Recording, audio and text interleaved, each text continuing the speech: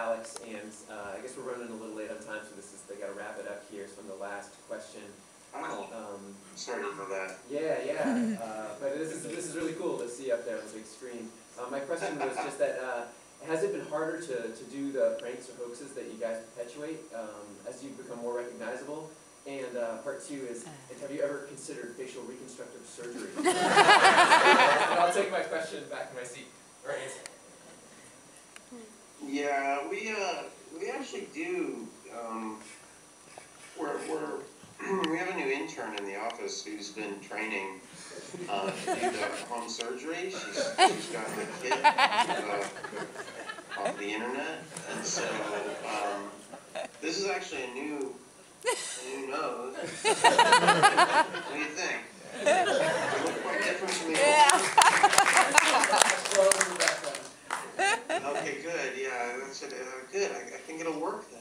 No, you can't recognize me. It'll look at all like the person in the movie.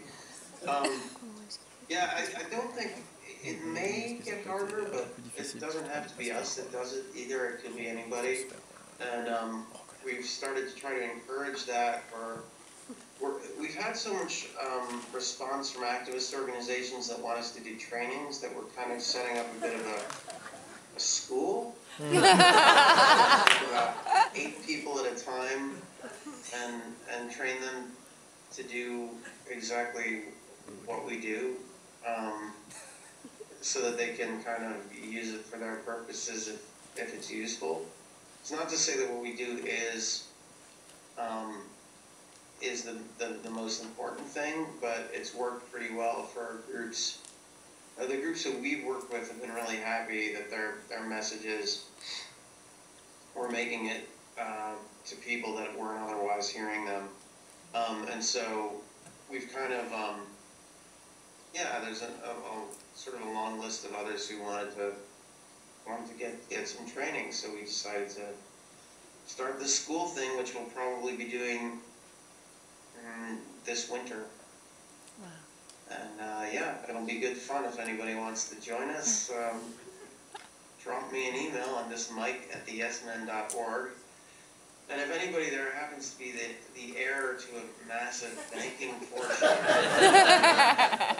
wants to bankroll it, as you can see, we're not totally adverse to those contradictions.